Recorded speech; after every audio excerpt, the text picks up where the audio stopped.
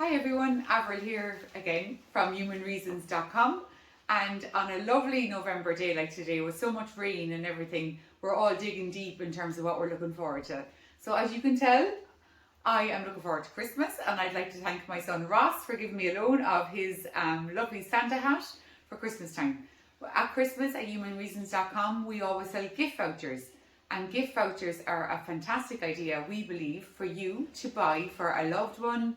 You know, that might be a family member, one of your friends, one of your colleagues, maybe somebody you'd like to thank. But a gift voucher for one of our career services is always a really helpful present to give. We say give the gift of possibility. So you could buy a gift voucher for your loved one from us. They could use that for a new CV. They could use it in terms of getting ready for an interview. They might use it in terms of getting ready for what to do after school. You know, in terms of longer term career planning, they might be thinking about going back to doing a course. They could be an older person approaching retirement and they want some support in terms of planning what their retirement might look like. So all of those things can be used in terms of the gift vouchers that we have.